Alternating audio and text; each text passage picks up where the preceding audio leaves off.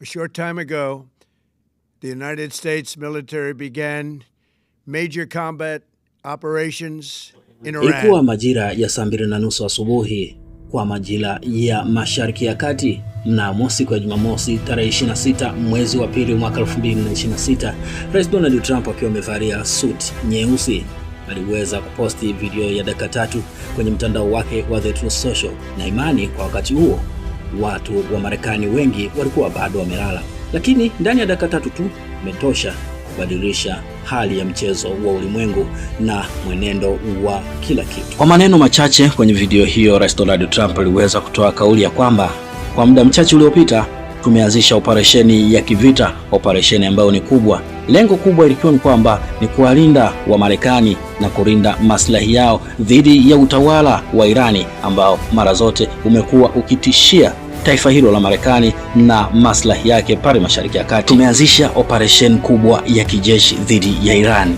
Operation kubwa ya kijeshi dhidi ya Iran ni maneno machache ambayo yaliweza kunukuliwa kwenye video hiyo, huku maneno hayo yakimulikwa katika historia kama sehemu ya kumbukumbu ya maneno ambayo yaliwahi kutamkwa na taifa la Marekani wakati wanaenda kuanzisha operation yao dhidi ya Afghanistan mwaka 2001.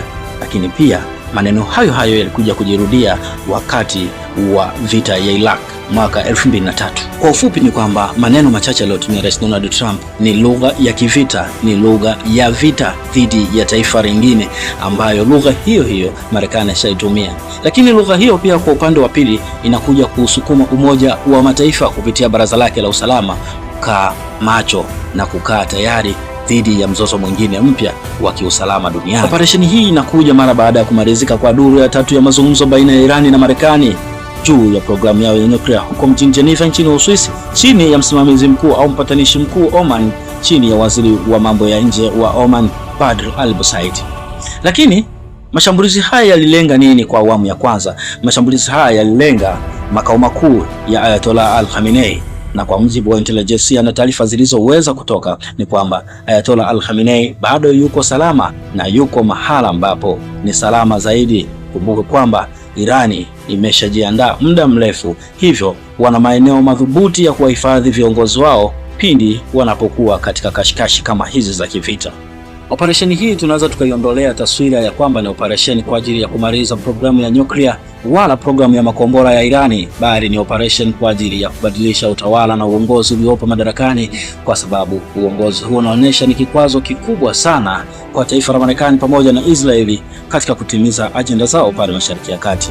Shambulio la kwanza la Marekani na Irani limelenga maeneo 5 tofauti. Eneo la kwanza kabisa likiwa ni Tehran kama sehemu ya kituo kikubwa sana cha komandi za jeshi, lakini pia kuna eneo la Isfahan, ambapo Isfahan ni kituo muhimu zaidi katika urutubishaji wa nyuklia, lakini pia ni kituo cha kurushia makombora, yani ballistic missiles launchers zilizopo pale. Lakini kuna mji wa Qom. Mji wa Qom kiufupi ni mji ambao ni kitovu kikubwa sana cha kuandaa viongozi wa kidini, lakini ndio kituo kikubwa cha kidini cha uongozi wa Ayatollah al-Khamenei. Lakini pia kuna mji wa Karaji ulioko magharibi mwa Tehran.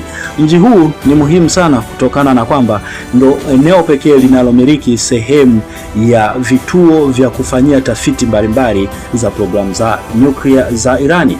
Lakini mji wa Khomshaheri kiufupi ni mji ulioko magharibi mwa Irani, ambao mji huo umepakana moja kwa moja na Syria. Kiufupi katika operation hii huwezi ukaitia ni kampeni, bali ni operation ambayo itachukua muda mrefu, hususan ikilenga zaidi kumaliza na kutengua nguvu ya moja kwa moja ya taifa hili la Irani na uongozi wake ulioko chini ya Ayatollah al-Khamenei, ambapo kwa upande wa Marekani wanaita ni Thailand government, yani uongozi wa kipumbavu, uongozi wa kijinga ambao mara nyingi umekuwa ukideclare au ukiimba death to America, death to Israel, kitu ambacho kwa Marekani inaona sasa leo ndio mwisho wa uongozi huo, au hapa ndo mwanzo wa kuung'oa mzizi wa uongozi wa Ayatollah al-Khamenei. Irani kama kawaida yake haanzishi mashambulizi, bali anajibu sehemu ya mashambulizi ya adui. Ilikuwa ni ndani ya dakika 25 tayari switch ya makombora ya balistiki ilikuwa tayari imekuwa activated, yani imewekwa hai na kudumishwa kwa ajili ya kujibu kila ambacho Israel pamoja na Marekani wamefanya.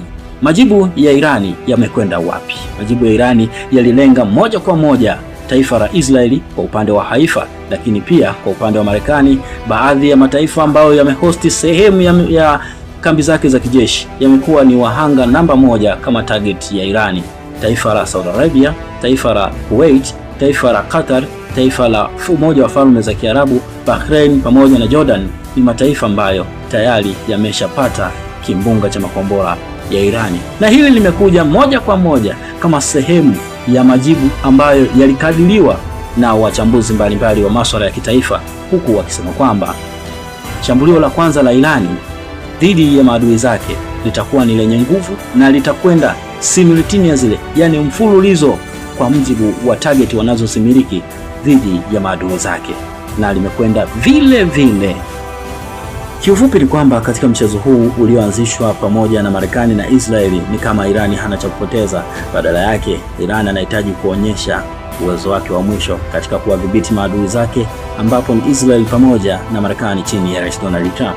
Kauli mbiu ni hivi: no red lines, all capabilities, kwamba hamna mstari mwekundu, ni uwezo wote. Maana yake ni kwamba Irani atapambana kufa na kupona mpaka kuhakikisha adui yake naye pia anapata maumivu sawa sawa na yale ambayo raia wa Iran wataweza kuyapata, au utawala wa Ayatollah Ali Khamenei utaweza kuyapata.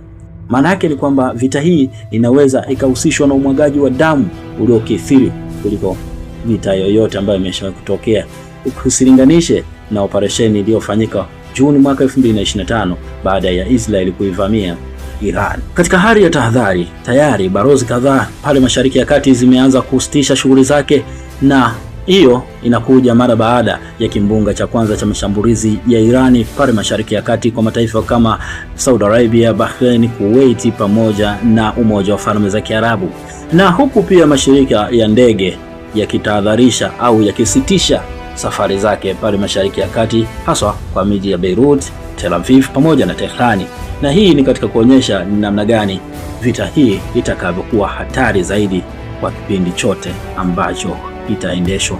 Mzozo huu umeakisi maneno ya kweli kabisa ambayo wachambuzi mbalimbali waliweza kuyatabiri, ikiwemo: moja, mashirika ya ndege kusitisha safari zake. Ni vitu ambavyo wachambuzi mbalimbali waliweza kuzungumza. Lakini pia kupanda kwa bei ya mafuta duniani ni kitu ambacho pia hakisubiriwi tu, nasubiria asubuhi ya Jumapili picha halisi tutakuwa tumeshaipata. Lakini kingine ambacho ni kikubwa zaidi ni anguko la masoko ya hisa duniani au ulimwenguni, ambapo picha halisi itaanza kuonekana kuanzia Jumapili hadi Jumatatu. Tutapata mwendelezo wa anguko la soko la hisa duniani. Na hii ni moja ya athari ambazo wachambuzi kadhaa waliwahi kusema kwamba vita hii itakapotokea, bomu la kwanza ni ishara ya mtikisiko wa mfumo wa kiuchumi duniani, na hili ndilo ambalo linaenda kutokea moja kwa moja. Analysis mbalimbali zilizofanywa na wachambuzi hazijabakia katika historia, bali zimebaki katika uhalisia, kwamba vita itakapoanza, hii vita haitobaki kuwa vita ya Irani, bali itakuwa ni vita ya ukanda mzima wa Mashariki ya Kati. Kupata uhalisia wa hilo jambo ni pale tu mara baada ya Israel kulaunch shambulizi lake la kwanza kabisa kwenda kwa Irani.